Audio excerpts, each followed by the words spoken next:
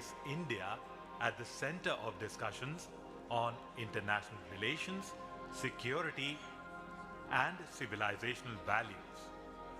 Independently funded, the Vivekananda International Foundation is not aligned to any political party, religious group, or business house that ensures it remains unbiased and deeply rooted in national interest. The world finds itself entangled in the complexities of rigid ideologies and never-ending conflicts, often overlooking the importance of dialogue. In this context, SAMVAD, the global Hindu-Buddhist initiative on conflict avoidance and environment consciousness, emerges as a transformative vision. Gautam Buddha gave humanity the greatest management lesson. Nothing pained him more than mindless conflict, human suffering. Non-violence was integral to his worldview. The message and teachings of Gautam Buddha resonate loudly and clearly with the major themes chosen for this symposium, the themes of avoiding conflicts, moving towards environmental consciousness, and a concept of free and frank dialogue. The current approaches to conflict resolution, which are rooted in Western frameworks, oversimplify conflicts as clashes between faiths or civilizations. SAMVAD recognizes the limitations in this approach and draws inspiration from the profound values of Hinduism and Buddhism. SAMVAD aims to shift the discourse from conflict resolution to conflict avoidance and from ideology to philosophy, promoting a culture of mutual respect and understanding. SAMVAD focuses on the preservation and revitalization of Asian philosophical traditions which have historically nurtured a culture of acceptance and coexistence. Both Hinduism and Buddhism have fostered ethical values, environmental consciousness, and the ability to harmonize diversity across societies. SAMVAD seeks to create a model for global peace and cooperation that transcends national boundaries. SAMVAD aims to unravel the root causes of conflict and propose sustainable solutions that resonate with the ethos of mutual respect and shared responsibility. Friends, I'm a product of the ancient Indian tradition that firmly believes in dialogue on difficult issues.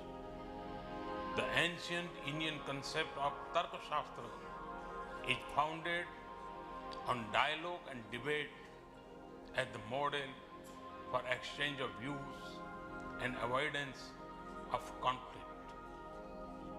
Environmental consciousness is another cornerstone of SAMVAD's vision.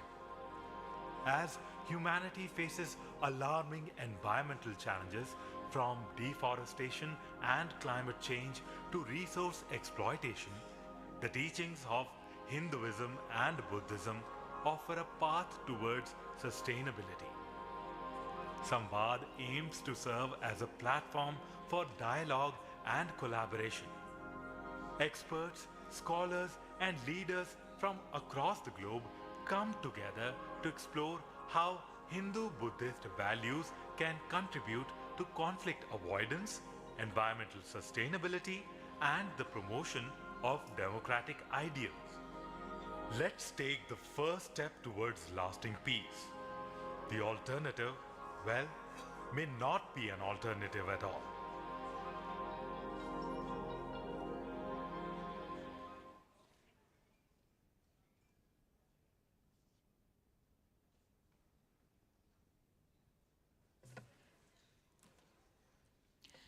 After that video on VIF, we now have for you a video about BGVI, the Bodhi Gaya Vijayalaya 980 Institute.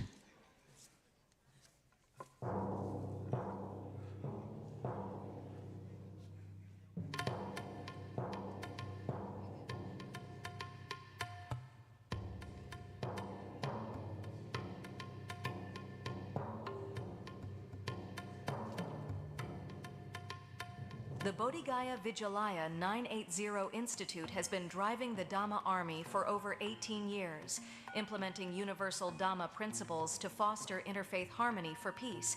The Institute supports education by promoting the study and practice of deep Dhamma among monks from the Mekong region in the Buddhist lands of India and Nepal through projects such as Buddha Transforms the World Journey, Buddhist Diplomacy, and Buddha Transforms Suvarnabhumi.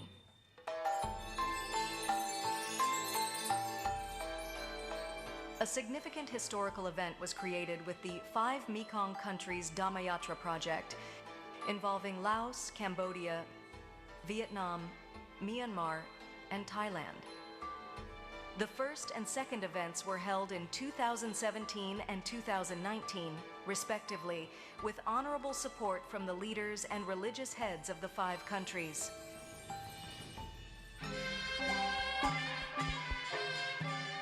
Myanmar government announced a public holiday for citizens to participate and welcome the Grand Dhammayatra.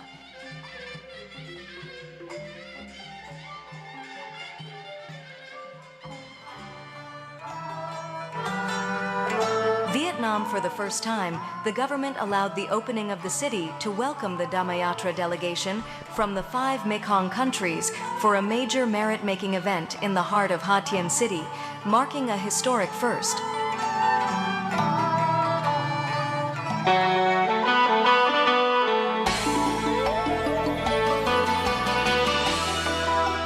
Lao PDR hosted the Dhammayatra delegation with an almsgiving ceremony at Wat Phra That Luang in Vientiane, attended by the country's leaders, religious leaders, and a historically large number of citizens.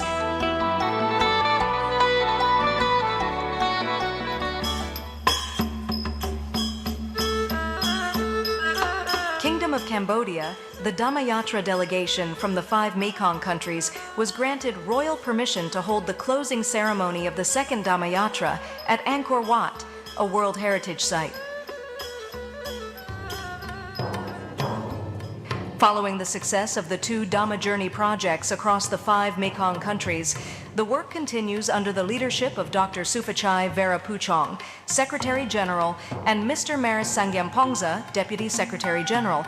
They have been invited to participate in an academic conference in Bhopal, Republic of India, to share knowledge and implement the teachings of Buddhism towards the true creation of peace. This acts to advance the vision of Honorable Narendra Modi, Prime Minister of India, who stated, "The 21st century is the century of Asia, but the century of Asia cannot arise without Lord Buddha moral principles."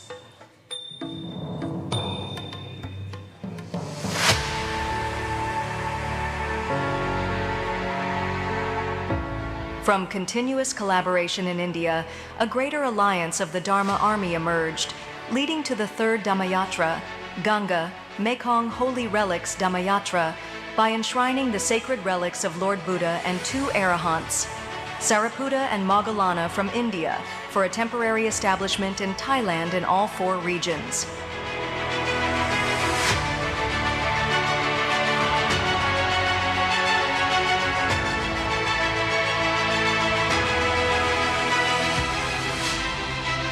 This is in celebration of the auspicious 72nd birthday anniversary of His Majesty King Vajiralongkorn on July 28, 2024.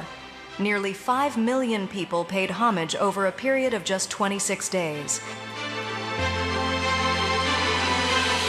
The Bodhi Gaya Vijayalaya 980 Institute aims to unite efforts from all sectors, both domestically and internationally, to connect Southeast Asia, South Asia, and East Asia to build a strong Dharma army, arming humanity with intellectual weapons. Especially leaders must use Dharma as power, not power as Dharma, following the path of Dharma victory, victorious through righteousness, as practiced by Emperor Ashoka, which brings about true peace and tranquility, creating a century of Dharma in its truest sense. At the end of 2024, the Bodhi Gaya Vidyalaya 980 Institute organized the 4th Dhamma Yatra, from the Mekong to the Ganga, Declaration on Dhamma Century in the Buddhist lands, Republic of India, to advance the declaration of the Century of Dhamma at Bodh Gaya, Republic of India. A key symbol of proclaiming the Century of Dhamma begins with a message from the Secretary General of the Bodhi Gaya Vidyalaya 980 Institute, encapsulated in a time capsule and buried under the earth as a witness between two nations at 3 locations. 1. Bodh Gaya, India. 2. State of Gujarat, India. And 3. Wat Mahathat Yuwaratrungsarit, Bangkok, Thailand, to be opened simultaneously in another 234 years, supported by the cooperation and backing of India's leading think tanks and the Government of India. In 2025, the Bodhi Gaya Vidyalaya 980 Institute, in collaboration with the Vivekananda International Foundation, India, or VIF, and partner organizations, will host the 4th SAMVAD conference in the Kingdom of Thailand. This marks the beginning of the 21st century following the Century of Asia theme, reviving the ideals rooted in the ancient religious philosophies of India, the cradle of civilization. This will be achieved by integrating the principles of Dharma of Hinduism and the principles of Dhamma of Buddhism to mitigate human conflicts and raise environmental awareness with compassion, promoting interdependence among humans and all living beings for sustainable peace. Samvad is a Sanskrit word derived from sam, meaning together, with, or well, and vada, meaning speech, or dialogue. Samvad, or dialogue, signifies a conversation among sentient beings, the wise and scholars, characterized by an absence of bias and not aimed at debate for resolution, but as a fluid discourse that naturally penetrates the mind and emotions deeply to collaboratively find solutions. Dharma or Dhamma are considered a treasure of humanity, universally applicable to everyone in the world because they embody the moral virtues of being human or the principle of humanity, not confined to any one doctrine or belief system of any religion, but as the truth of the world's reality, which is the core theme of the SAMVAD conference under the topic, The Century of Asia of Dharma Dhamma.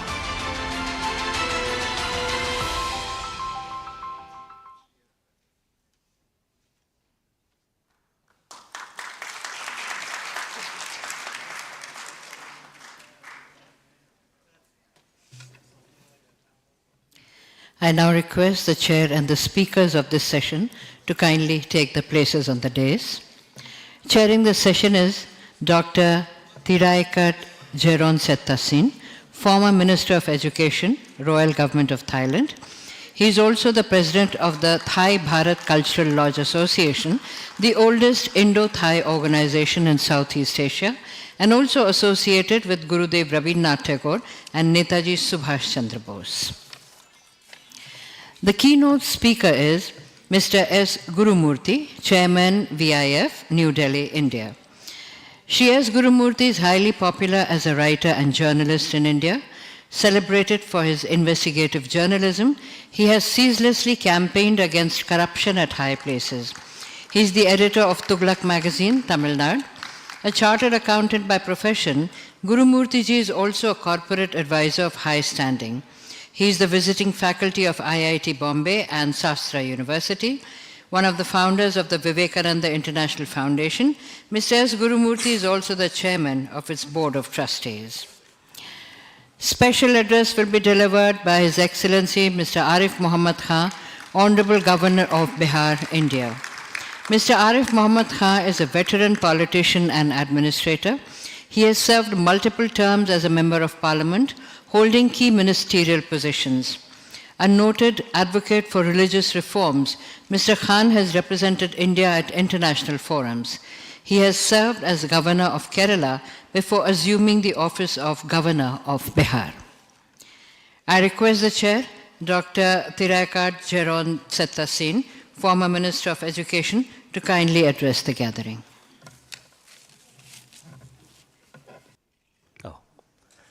Respected monks, elders, dear friends, I know that we are already half an hour late, so we have to catch up with time.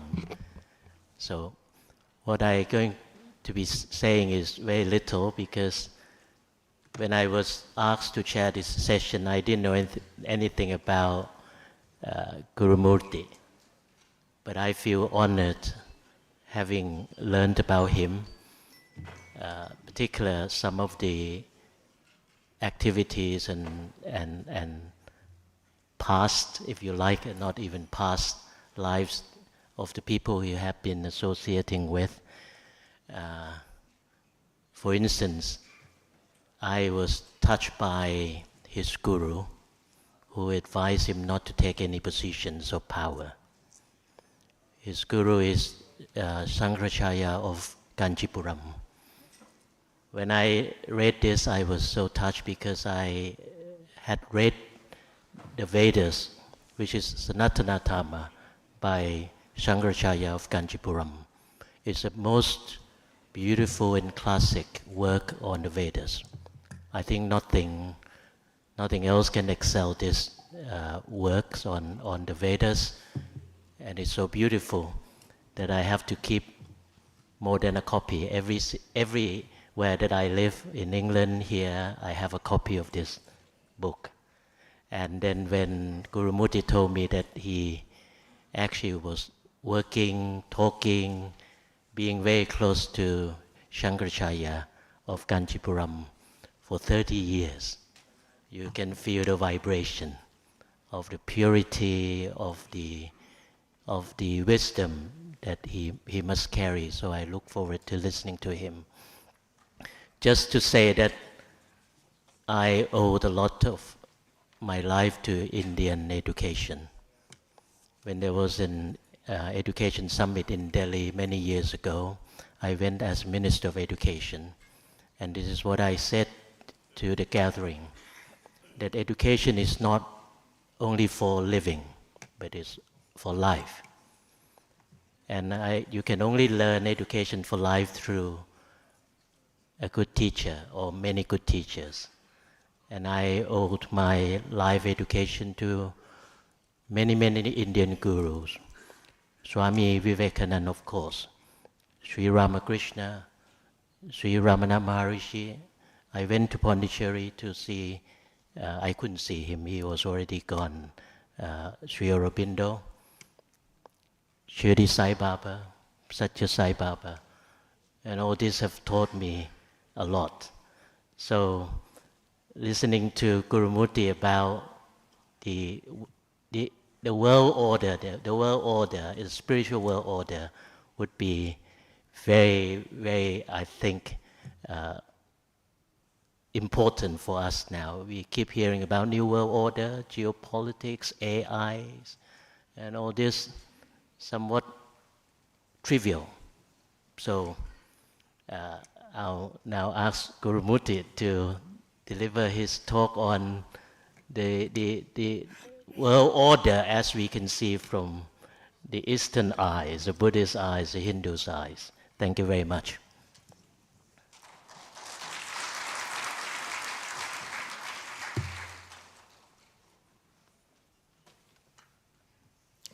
For the keynote address, I invite Mr. S. Guru Murti, Chairman, VIF, New Delhi, India. The topic is SAMVAD, the philosophy for the emerging world order.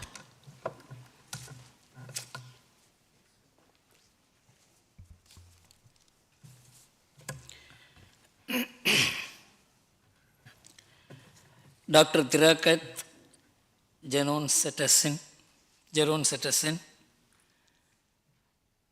and my good friend, in various occasions, in various fields, facing various challenges. Dr. Arif Muhammad Khan, who is presently the governor of Bihar. Very few people I have come across who stood for a principle.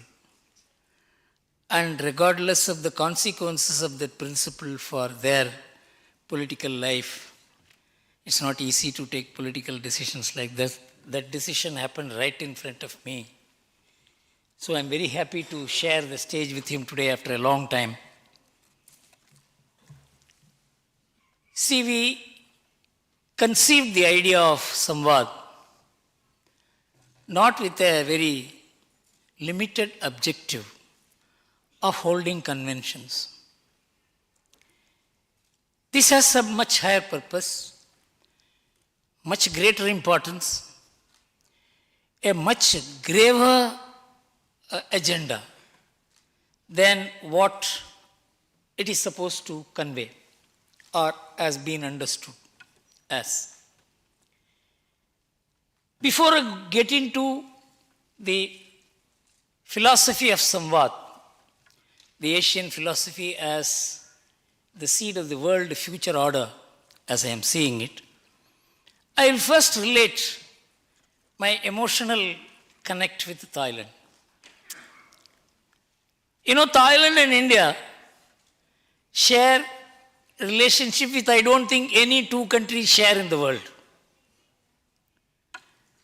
In fact, Mr. Supachai told me 90% of today in the morning, in the breakfast, that 90% of the Thailand was built by Indian ideas, Indian philosophy. But not a single soldier came out from India to achieve it because India never believed in conquest. It never believed in war. It never believed in violence. But ideas are so powerful that ideas can penetrate. As Swami Vivekananda said, if somebody sincerely sat inside a cave and developed a powerful idea, it will influence the whole universe. This is the power of consciousness. So there is a connect between Thailand and India, and I will mention two things. Between Tamil Nadu, where I hail from, and Thailand, there is an intense connect. One is the Rajaguru of Thailand is initiated by the Kanchi Shankaracharya, about whom our chairman spoke. This is a tradition. In fact, when this young Rajaguru in the tradition, Sri Paraguru Vamadev Muni, when he uttered the Vedas with the phonetics in which we utter, I recollected he was a very small boy who had come to Kanchipuram, and I saw him, and I immediately asked Anuttama, please check with him, is he the same person whom I saw? And I also came to know that he studied in a school of which I am the trustee. And then he studied in Chinmaya Vidyalaya, international school. So there is an intense emotional connect between Tamil Nadu, where I hail from, and the Kanchimat to which I owe my Gurudam. So that is one intense connect. Another thing which many are not aware is that there is a Tamil religious literature called Tirupavai Tiruvambavai. Swami is here. They are the people who articulate it. That Tirupavai was written by a lady saint by name Andal. That is recited in Thailand at the time of the coronation of the Thai king. And there is an annual celebration also in the palace, if I understood, for Tirupavai Tiruvambavai. Can you believe that Tamil, which is a very distinct and different language from other Indian languages, as a connect in real and existing terms with Thailand. And about Indian and Thai connections, we need not have to labor much. Buddha, Buddhism, Buddhist monks, Buddhist ideas, and the Vedanta philosophy are two sides of the same coin. It is only interpretation variance that makes Buddhism and Hinduism as parallel lines, but not distinct and different lines. So I am delighted that to be here, because 15 years back I had come here, but that was for a business purpose. But the way I have come to Thailand now is to recall and enjoy the emotional connect that our country, my own Tamil Nadu, and my own Shankar Mutt shares with the Thailand. You know, unless we go into a very open, transparent discussion about what the world is today and what not it should be, what it really is. We are living in an arrogant Newtonian world. I call it an arrogant world. People use very gentle terms like ego. No, we are living in an arrogant Newtonian world.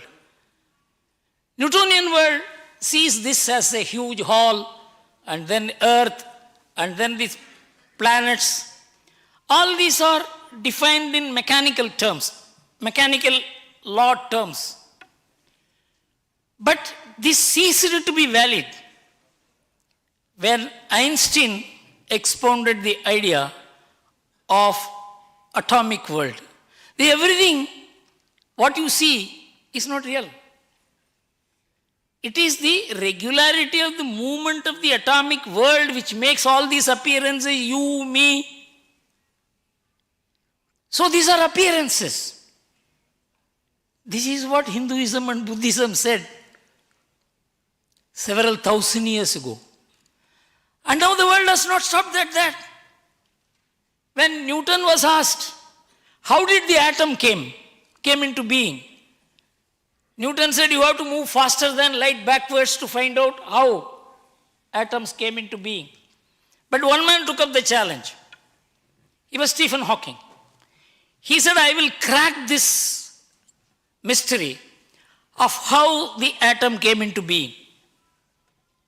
And he cracked it and said 1/1,000,000th of an atom exploded, generated several trillion tons, megatons of atomic energy.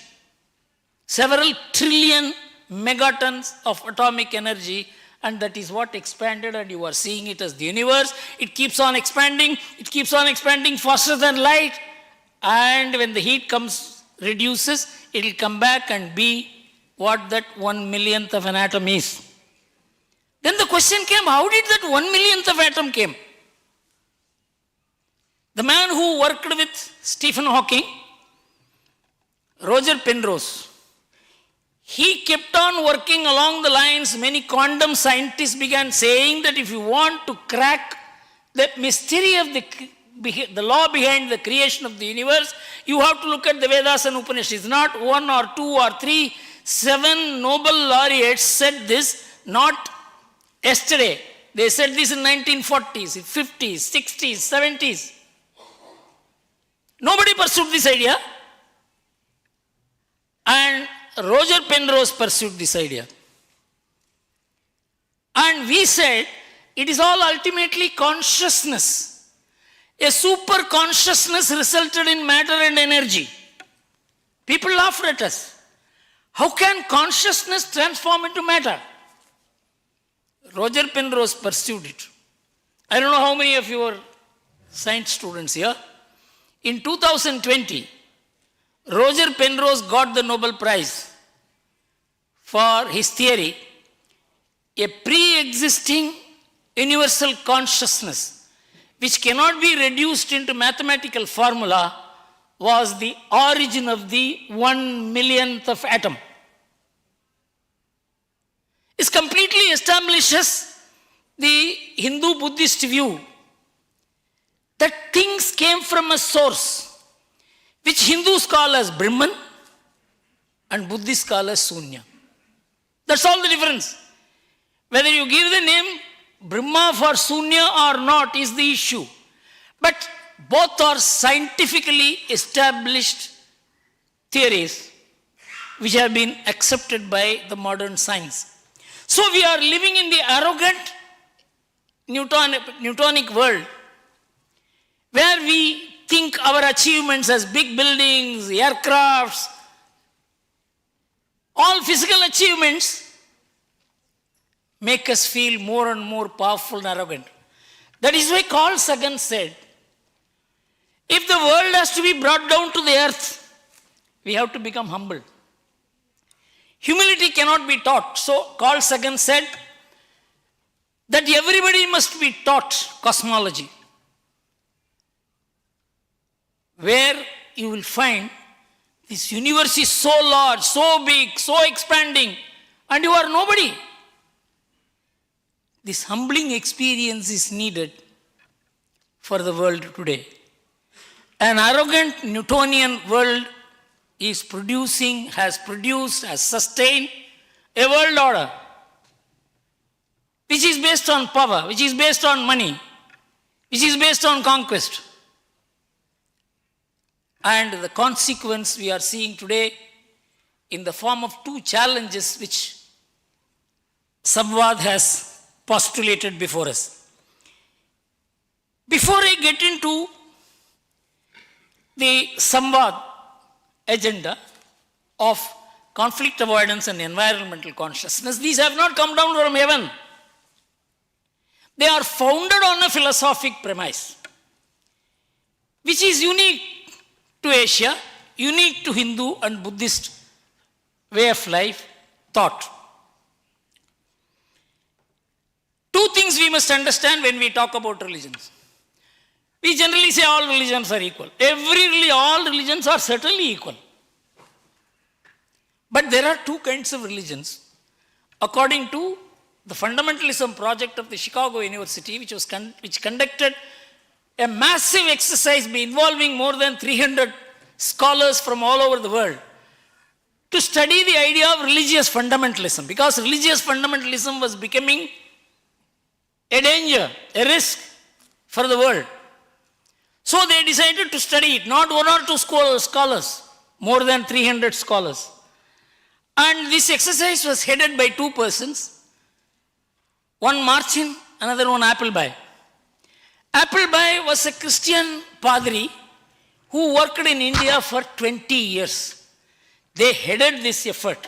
5 volumes were produced, over almost 5,000 pages. They came to the conclusion that religious fundamentalism as we see it is a peculiar feature of the Abrahamic religions, which are based on books and which say the text is correct, and if anybody deviates from the text, it is wrong.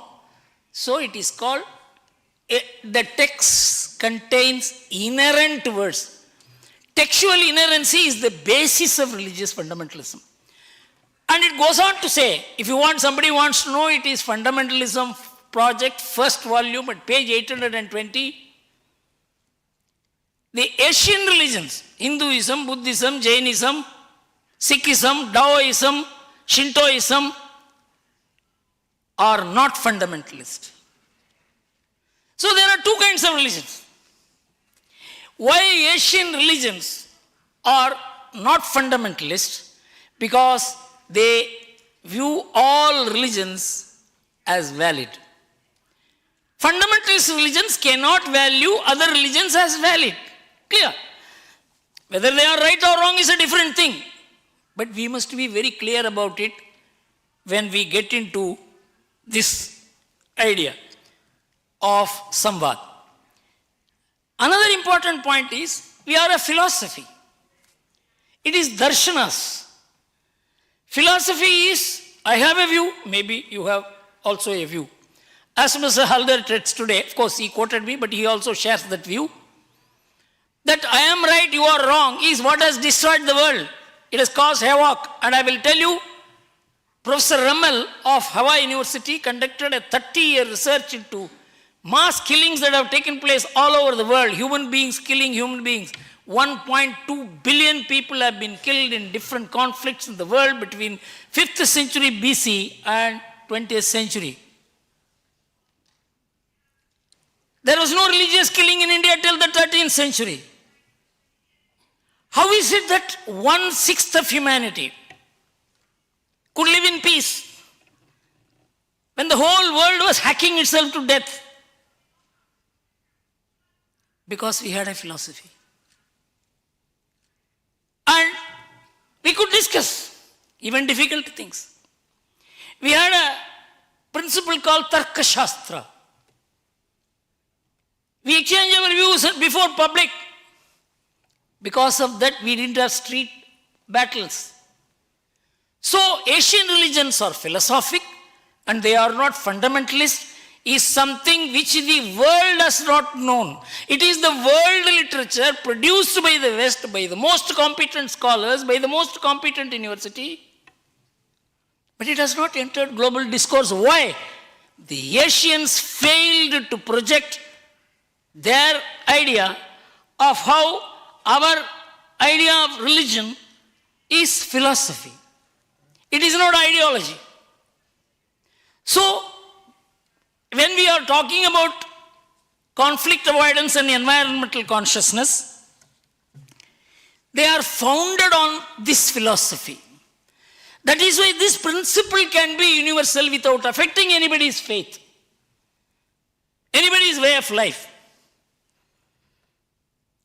Now, how did this idea of conflict avoidance and environmental consciousness came? Conflict, as Mr. Halder mentioned, we always talk about conflict resolution.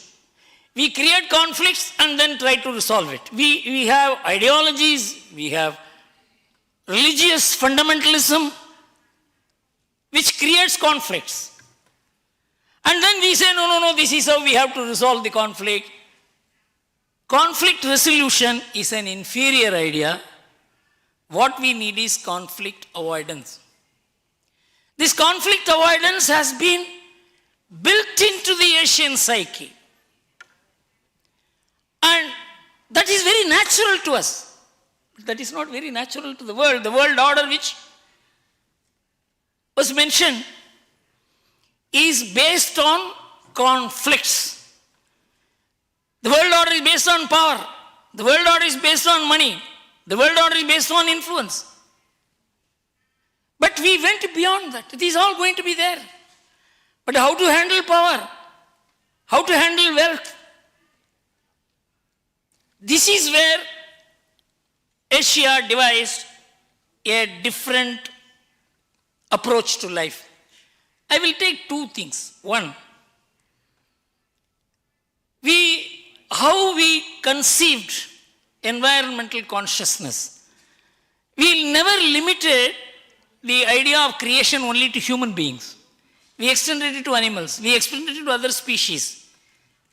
And of course, great scholars are there before whom I cannot be speaking this, but still with my limited knowledge, I have to connect what I am going to say and what our text means. Isavasyam idam sarvam yatkintyat jagatyam jagati tena daktena punjidaha magrita kasya siddhanam. This is one verse in the Isavasya Upanishad, which is one of the shortest Upanishads.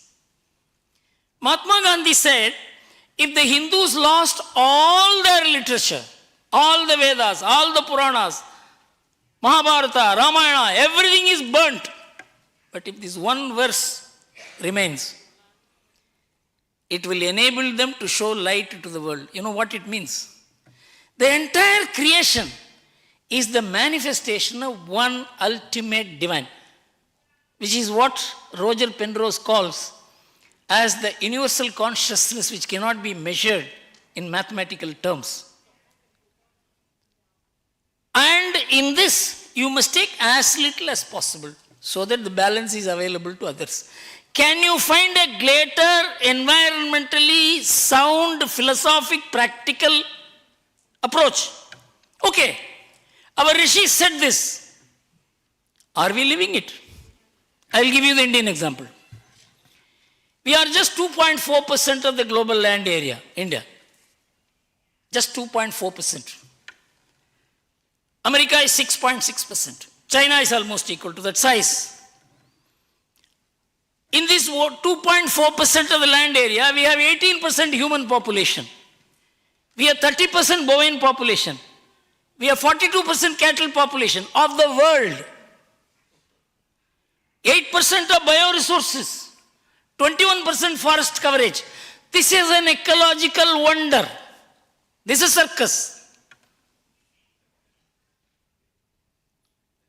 How is it that we are able to manage this? Is it an accident? Can an accident take place like this? And I made a study.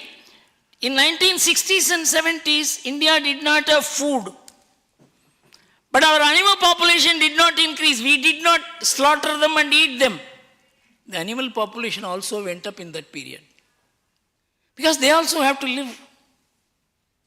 Our agriculture was so defined. Our agricultural waste went to the animals. In the West, the agriculture itself is to feed the animals. America with 6.6% of the global land area, 1/4 of Indian population, is only home to 1/5 of the cattle population of India. You know what is the consequence? How India managed it? Because of its food style. You know, cereals give you 83% of the calorie value. Meat gives only 17% of the calorie value. Vegetables give you 63% of the protein value. Cereals give you 63% of the protein value. Meat gives you 37% of the protein value. Indians also eat meat, but they eat more cereals than meat. The proportion between cereals and meat is the secret of India's survival. That's the message. And he made a calculation. If you want to know where these details are got from, you have got to look at ourworldindata.com, which is the most reliable website on agriculture and environment. If all Indians decide to live like Americans, we will need 6 times the agricultural land we have. We need 2.5 times the size of India to accommodate. So when we say, Isavasamidam Sarvam, which Mahatma Gandhi reduced that everything is ultimately divine, we actually looked at them as divine. That is why animals are worshipped, cow is worshipped, trees are worshipped. We see divinity everywhere. This is not just philosophy in Isavasya Upanishad, that this is practice which is measured, like they say in macroeconomic data, if the GDP is growing, if the wages are growing, employment is growing, and if prices are stable, then the economy is okay. So if human beings are being fed, cattle is there, bovine population is there, forest is there, then that is the best ecological balance sheet in the world, and that you see in India. And this has not come by accident. There is a philosophy which established a way of life. The way of life established people's habits. People's habits established their wants and needs. That is how the philosophy that we should not harm anything in the creation resulted in an environmentally compatible lifestyle in India, which is an example to the world. That is why the Prime Minister of India spoke of Vasudhaiva Kutumbakam. Vasudha is not human beings. Vasudha means the earth. Earth belongs to everybody. It is not only for human beings. So Vasudhaiva Kutumbakam is not world as one family, but earth as one family. This is what the Prime Minister meant in the G20 agenda. Now, let us come to conflict avoidance. We dealt with the environment, how there is a working model, how it emanated out of a philosophy, a way of life, habits, including food style.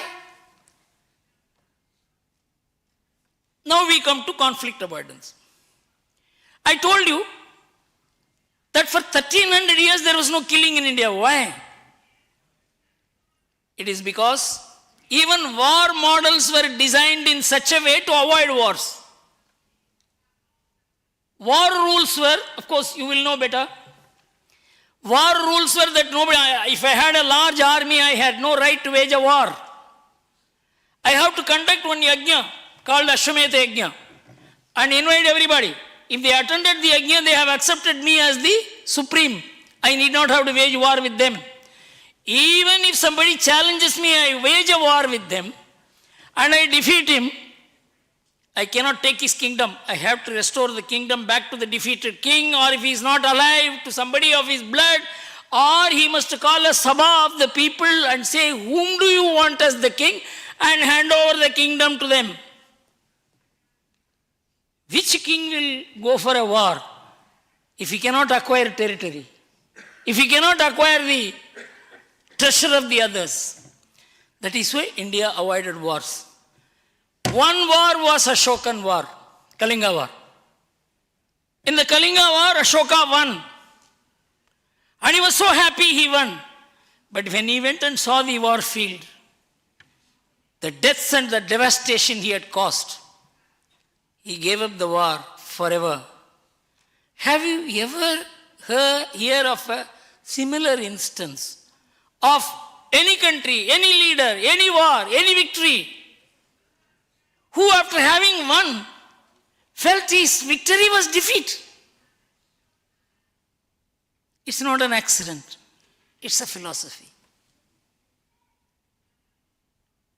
So it is not that India, when it talks about non-violence, it talks through lips, it talks through history, it talks through philosophy, it talks through contact. And in Mahabharata, I made a very interesting finding. In Mahabharata, the two sides will wage a war in the daytime, and in the night they will come together and share a drink. I mean, what is happening? How can people who are going to kill each other tomorrow will share a drink? This always used to be a question. They say it's mythology. Who will do it? There is a book, History of Kerala by Padmanabha Menon, which quotes Whiteway, who recorded the wars between the Portuguese and the Zomari kings. And the Portuguese king writes a letter to the Zomari king writes a letter to the Portuguese. Sir, I don't know what your war model is. Our war model is this. You see, we have a large playground on this side. There is a lake on this side. There is a lake on that side. You can perch your army there. I can perch my army here. And then in the morning we will beat the drum to say we are ready for war. But we will not attack you till you beat the drum and say you are ready for war. In the evening, we will beat the drum to stop the war. There should be no night battle. There should be no surprise attacks. Agriculture should not be affected. So the Portuguese asked, is he asking for war or sports? And Whiteway writes, the Zomari war model is the same, in which the Zomari kings, they will first send 100 people to attack each other. Maybe at that point you may call for truce. Maybe afterwards 1,000 people. Why attack or make all the 20,000 people to attack each other? In which he says, the two armies, they will be talking to each other, sharing their ration and mixing with the other side. But at the beat of the drum, they will separate and hit each other. Precisely what happened in Mahabharata period. This is a continuity of behavior. Conflict avoidance is built into the very idea of conflict. That's why till 13th century there was no mass killing except Emperor Ashoka's war. So India is a standing example, an illustrative example of a philosophy in practice, both in terms of environmental consciousness as well as conflict avoidance. Environmental consciousness is new to the West, but Scandinavian environmentalists, ecologists have said, deeper ecological consciousness which makes the humans feel part of nature is what will ultimately save environment. Environmental regulations are fraudulent. All these environmental deals that we are talking about is fraudulent. Before the Paris Convention in 2014, there was a proposal that let there be a one Monday meat-free day. You know why? As compared to cereals, meat generates 10 to 100 times CO2 gas emission. So they said, let us drop meat for one day. The entire meat lobby joined together to finish that move. Right or wrong, I don't know. But you cannot have a debate contrary to profits, contrary to power, contrary to money. So this environmental regulation is based on power. You are bargaining power. But we said no. It is a matter of consciousness. And the consciousness works in India. If it can work in India, it can work everywhere. That is why we chose those two terms: conflict avoidance and environmental consciousness. When the Prime Minister of India spoke about Asian century, it was not one of those cliches, it was not a slogan. It's an agenda, it's a faith, it's a belief, it's a conviction that we have a formula. In 1750, Asia had more than 50% of global GDP. It had fallen, crashed. By the mid-19th century, it had become something like 10-12%. But we are now back. By 2050, Asia is supposed to overtake the entire Europe and the rest of the world, and we will be more than 50% of the GDP. What does it mean? Power is returning to Asia, and we should not become that kind of power which we experienced for the last 200 years. We have to be a different power. This power should be a benevolent power, for which Asian mind has to be prepared. Asian mind is today polluted. It is polluted and corrupted by the very ideas which have corrupted and ruled and destroyed the world with 1.2 billion deaths. So Asia has to revive itself on the beach. It's not that economic recovery. As the Prime Minister said, economic performance is not what Asia should be projecting. There is a deeper idea of philosophy, values, lifestyle, habits, and environmentally compatible approach to life. That we are not an anthropophobic society. We are a society where human beings are part of nature. So this environmental consciousness Asia has to export to the world. Unfortunately, Asia is importing the very ideas, the very lifestyle, the very behavior, which is not only contrary to Asia, but contrary to the very idea of environmental consciousness. So SAMVAD is a mental, philosophical, spiritual, cultural, and environmental revolution. This challenge has to be taken up by us, and that is why the two prime ministers, when they joined together, they seeded a thought which is now becoming a plant, which has to become a tree, it has to become a forest.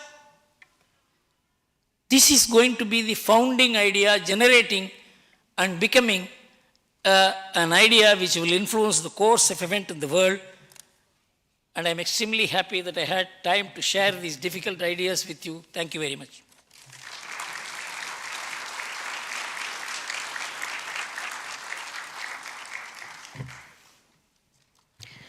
Thank you, sir, for your very enlightening keynote address.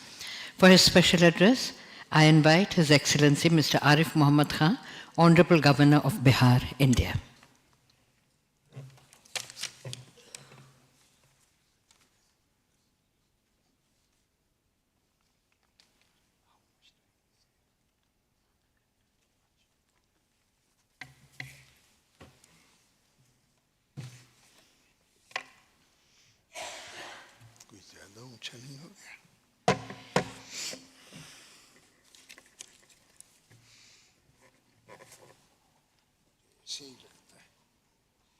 रहने दीजिए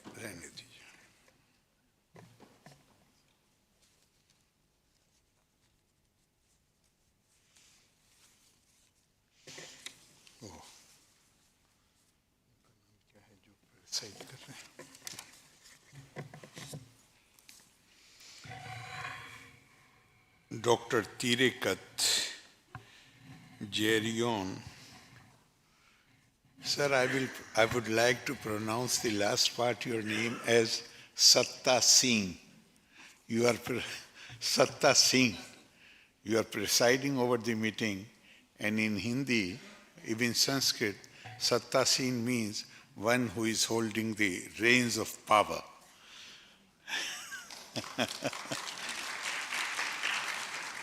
Gurumurti ji,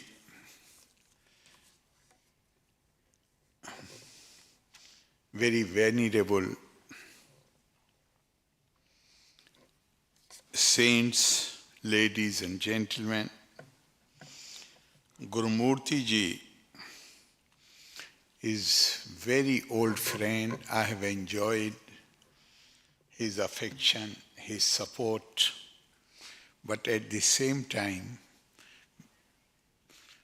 not at the same time, many times, I have dared to differ with him on certain things. As far as the substance of his speech is concerned, I totally agree with him. But in my opinion, he seems to have accepted religion as the right translation for Dharma or Dhamma. There I have a different viewpoint. I think religion is not same. Dharma or Dhamma is not the same as religion. Religion is essentially a prescriptive tradition where everything is prescribed. And the adherents are expected or obliged to follow those prescriptions. On the other hand, the concept of Dhamma, Dharma, is highly speculative. Highly speculative. It does not bound you by anything. Great Buddha said, while he was leaving this world, the disciples asked him, tell us something so that we do not go astray. And he says, Apo Dipo Bhava. Be your own light. Do not accept anything even on my authority. And this phrase, later I found that this phrase, Apo Dipo Bhava, is actually part of a shlok which comes from Atharva Veda. Dharma basically means something which integrates the society. Rituals, customs, dogma, how we give expression to our faith, our belief, our devotion, that is only a small part of that. And even there is total freedom, as Swami Vivekananda said, Ruchinam Vaichitriya Dirju Kutil Nanapat Josham Nirnam Eko Gamyastom Sa Paisa Marnav Ev. O Lord, he said in the Parliament of Religions, he said, we Indians, we start our day with this prayer that Lord, like various water bodies, rivers, springs, rivulets, they originate from their sources, take crooked or straight paths, but ultimately merge into the sea. So, Lord, we take different paths. Depending on our Prakriti Yanti Bhutani. Each one does according to the disposition on which one is born. So we take different paths.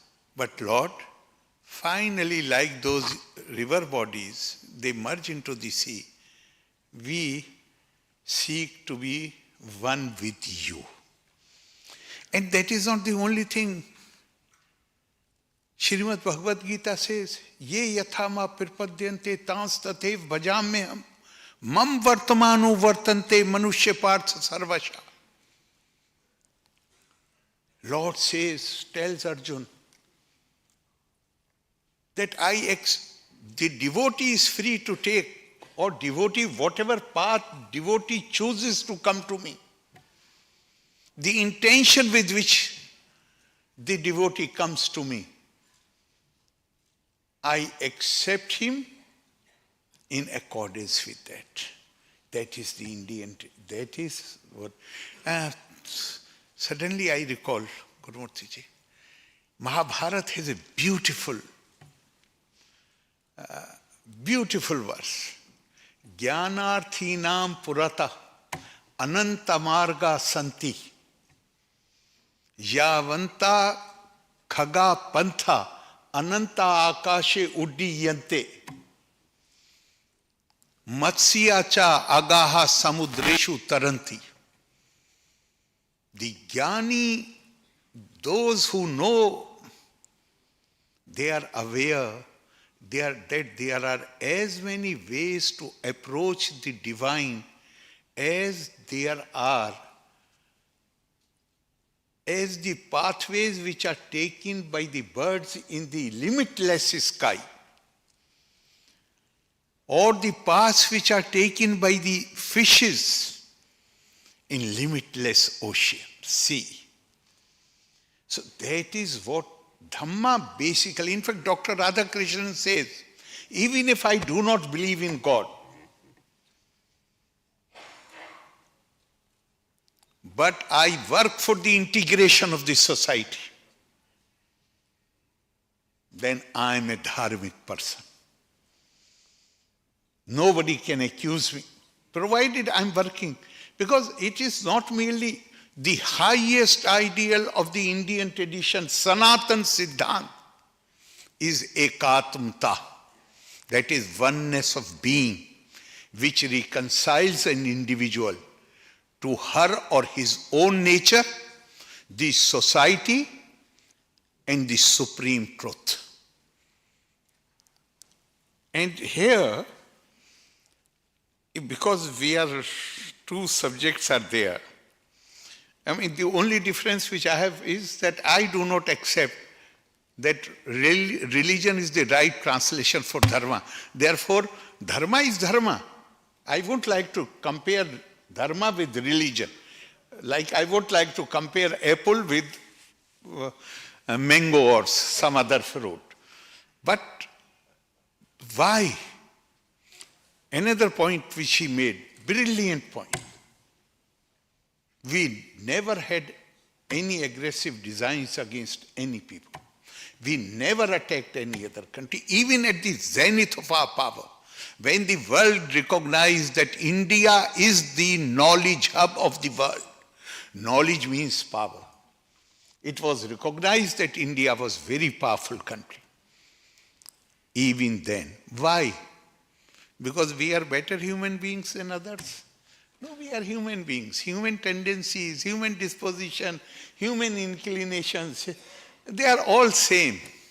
The credit goes to our seers, our sages, who more than 5,000 years back, they laid down certain limits, maryada for us. What is the maryada? World over, cultures civilizations were defined either by color of skin, or by the language which you speak, or by the manner in which you give expression to your faith. Indian thought leaders rejected all these characteristics as variable and alienable. And they adopted the invariable and inalienable characteristic, that is Atma. Great Shankaracharya, because Gurumurti ji has great connection with that parampara. Great Shankaracharya, young age, he leaves his house in search of a guru.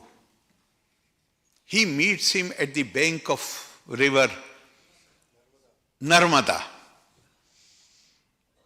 And Guru had come there for bath. Adi Shankara reached there. He did not know that he is the man whom he is searching.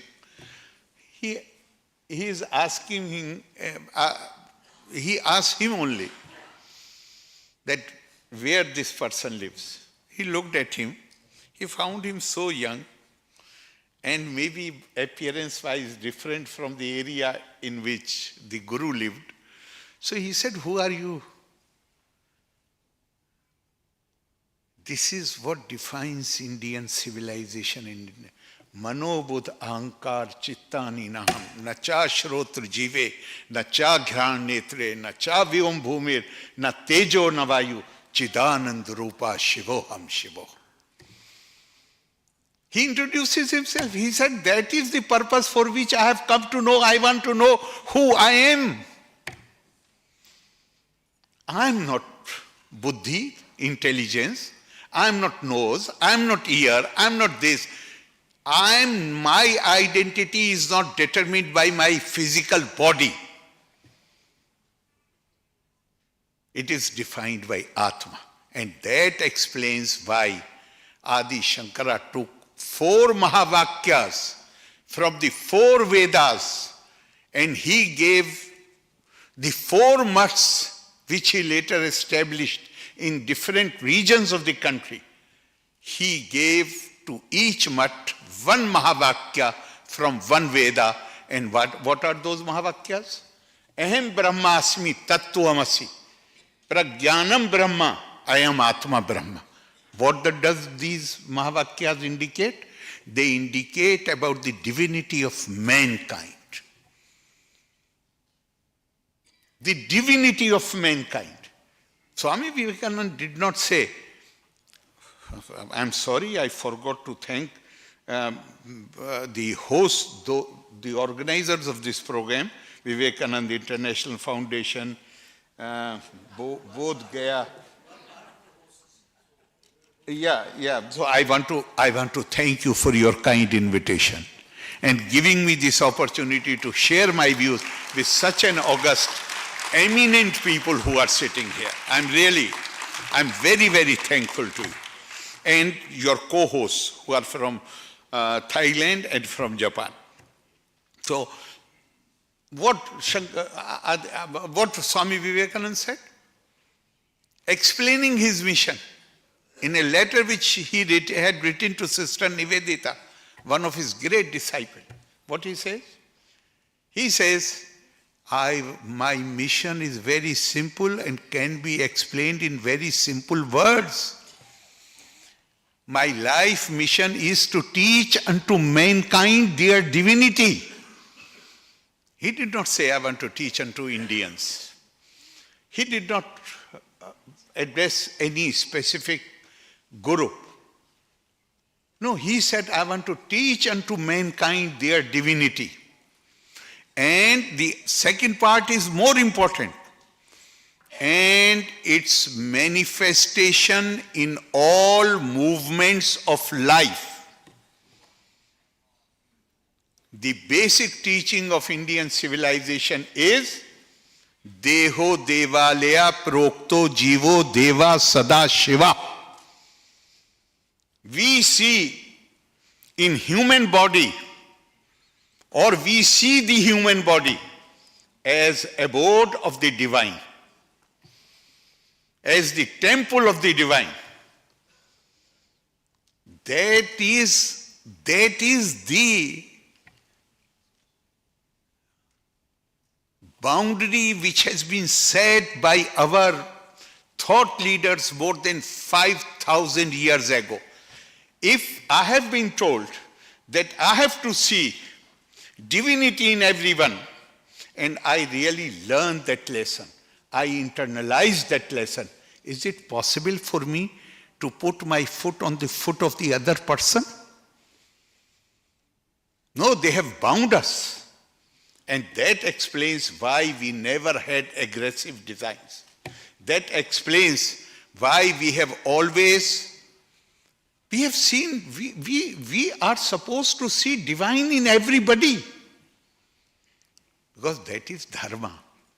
Religion is only for person. I want, even if I use the Indian terms, I want moksha, I want nirvana. I'm not going into the merits of the claims, but this is how you can attain, you can secure paradise. In India, the mindset is totally different.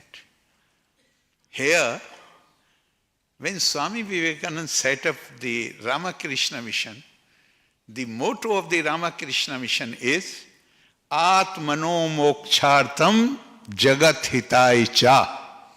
Your salvation, you can secure, now I'm using the other language, paradise instead of moksha and nirvana. You can secure paradise only by working for the welfare of the universe, not just mankind.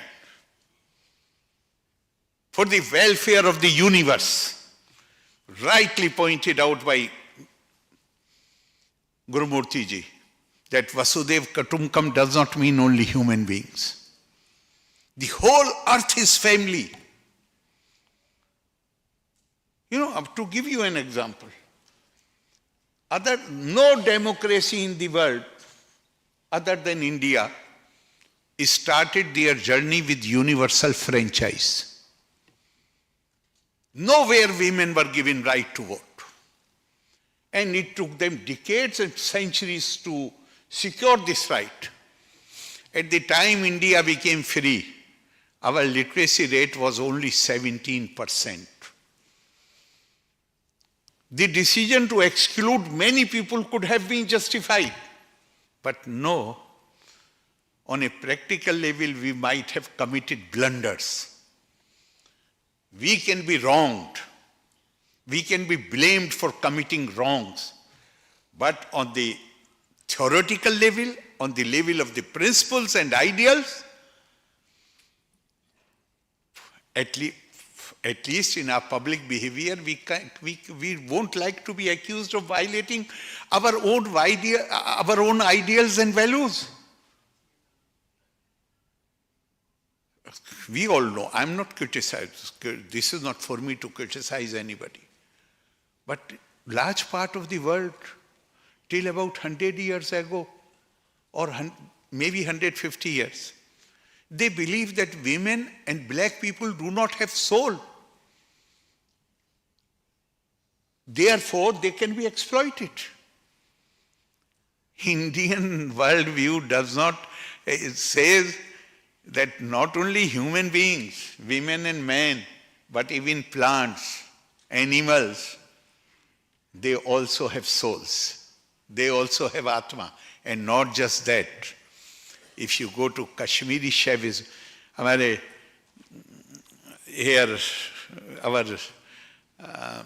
Jain Muni is sitting here. He does not have freedom even to remove this cloth from his mouth. Why? Because our thinking is that unintentionally, inadvertently, I may hurt some small,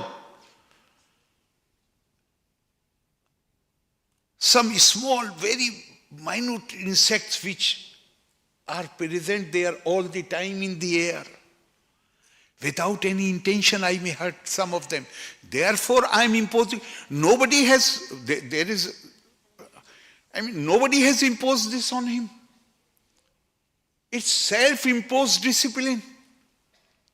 I have to be careful. If I am so careful, even about the non-human life, what should be my attitude towards the human life? What should be attitude about, normally religions do not see merit outside their own fold.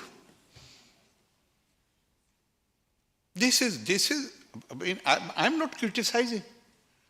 This is how religions are. They say only if you subscribe to this kind of system, then only you can go to heaven. what the Indian view is on this?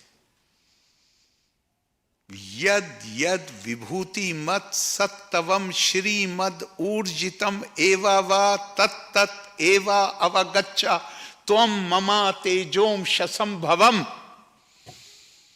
Wherever you see extraordinary brilliance, extraordinary beauty, know that this brilliance, this beauty, or anything extraordinary, this has been created from a small part of me. Tejom shasambhavam. It has come from me. Therefore, for me, as an Indian, one who subscribes to the Sanatana Siddhanta, and all, we should not forget one thing, that in Dhammapad, several places, Lord Buddha, while explaining a principle, finally says, this is Sanatana. Sanatana is eternal. Sanatana is not a noun. Sanatana is has been used more as an adjective. So it says that wherever, not necessarily in your own religious group, people who share the faith and belief and practices and customs and rituals with you, anywhere in the world, wherever you see extraordinary brilliance, wherever you see extraordinary beauty, extraordinary energy, try to find in that me, because it has originated from me. Here people are sitting here. No two persons have the same facial features. Even persons born of the same parents, their tastes differ. Their inclinations differ. What India says about this diversity? Our thought leaders have told us that diversity right from the time we started our civilizational journey is started with the proclamation. Today, United Nations, UNICEF has recognized that Rig Veda is the oldest book of the world. And the Rig Veda proclaims, Ekam sad vipra bahuda vadanti. The truth is one. Those who know it, they describe it variously. That has been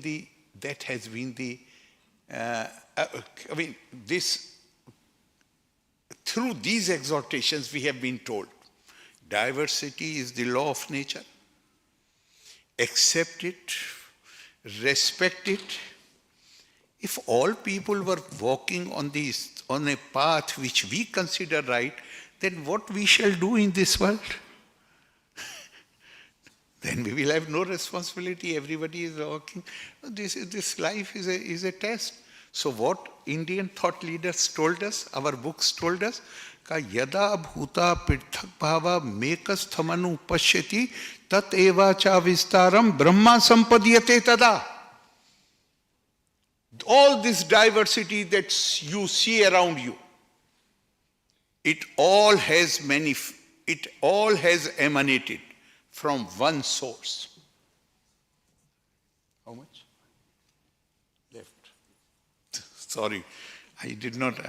You have made me speak, stray from the topic. So, what it says? All this diversity. Respect it, accept it. But those who consider this diversity as real, they are in trouble. Manasa eva idam aptavayam neha nana asti kinchana mirtyosa mirtyum gacchati ya iha naneva pashyati.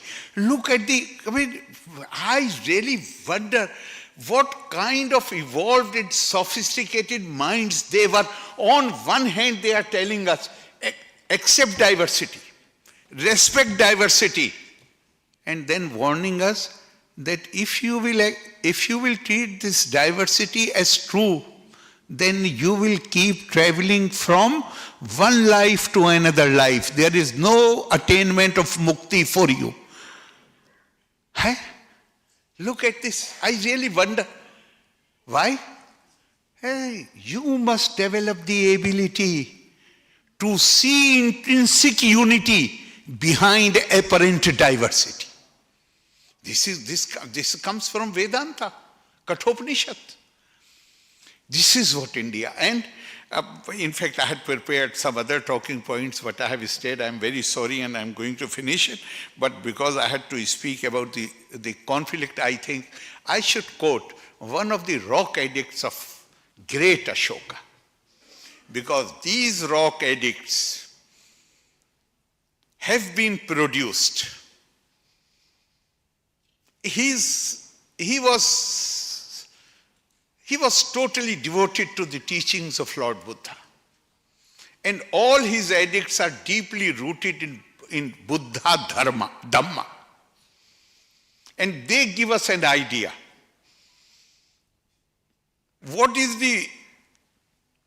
How, at one place Lord Buddha has said, in fact his own clan, what was the name of his clan? Shakya, and his mother's clan. Yeah, at one point they had come facing each other, almost to a warring point. Great Buddha got the news. He reached the stage and he told them, what is more important, you are going to fight, because everybody suspected there was a river in between and there was famine. So they thought that the other side will take more water. He said, this water which is used for agriculture is more important, or the blood which will shed if you fight between the two. You have a fight between the two. That is more important.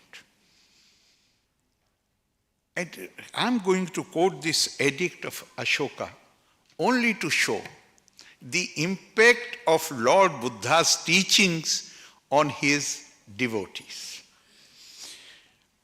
This 12-number edict says, the faiths of other all deserve to be honored for one reason or another. By honoring them, one exalts one's own faith and at the same time performs a service to the faith of others. By acting otherwise, one injures one's own faith and also does disservice to that of others. You can see the living example of these things. Those who try to insult, those who try to use, we only are right. I think just now Gurumurti ji had made some reference about this. I'm right. Everybody else is wrong. Look at those societies. Here Ashok is saying, by acting otherwise one injures one's own faith and also does disservice to that of others. For if a man praises his own faith and belittles another, because of devotion to his own and because he wants to glorify it, the warning is great. He says that such a person, he seriously injures his own faith. Because if then I create bad blood. When I have a right to say, I don't see any difficulty in that. That if I am following a path, I have chosen it because I consider it is right. But the way I have right to choose my own path, I must recognize, acknowledge the right of the other person to choose path for herself or himself. Have that respect for the individual. And with this I would like to conclude my remarks that in 48, the whole world, and that thinking must have been, churning must have been going on. which crystallized in 1948 after 2 world wars. Earlier, all the cultures and civilizations, they created others. Because civilizations were defined either by faith or by color of the skin or by knowledge. Everybody does not have the same faith, religious faith. Everybody does not speak same language. So others were created. And others, the Indian tradition tells us, Duit yada ve bhe bhavti. You feel scared of the other because you do not know about him. So for the first time in 1948, the world community recognized that human beings, as human beings, are entitled to dignity, and then number of human rights which originated from this concept of dignity of mankind, they were acknowledged and recognized. I feel so proud of my cultural legacy, Indian cultural legacy. At the same time, I feel a sense of shame that I have not lived up to, I have not been able even to convey to the world what Indian legacy is. They were looking for dignity of mankind is a great concept. But India had given much more comprehensive concept thousands of years back. India had given the concept of divinity of mankind, which is more comprehensive than dignity of mankind. But because we failed to convey it, therefore the world had to find some other, and it became so late that only in 1948 this principle was founded, and on which people agreed, signed, almost all the countries have signed it. But again the question comes, because it is so recent, so new, you can change the law. It takes time to change the habits.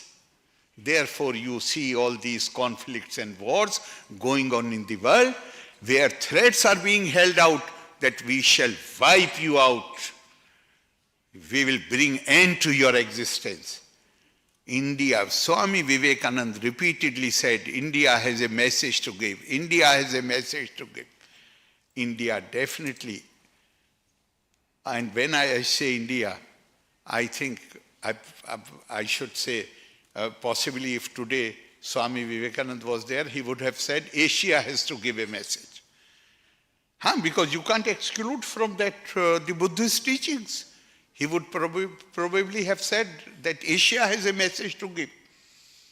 So if we do that, then definitely, but for giving the message, people are not going to, they don't have time.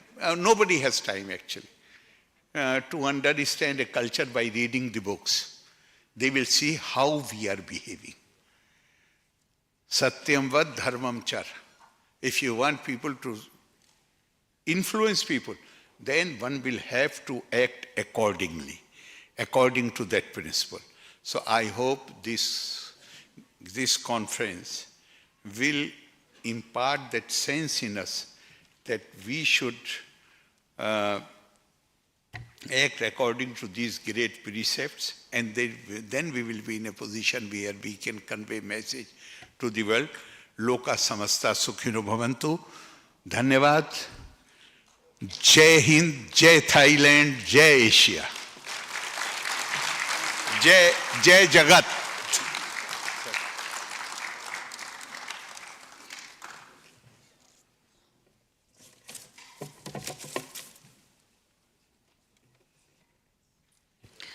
Thank you, sir, for your very, very special address. I now request His Excellency Mr. Arif Muhammad Khan, Dr. Tiraikad Jeron Setasin, and Mr. S. Gurumurthy to kindly release the SAMVAD 3, a global initiative, Hindu-Buddhist philosophy on conflict avoidance and environment consciousness, which is the proceedings of SAMVAD 3 in Mongolia.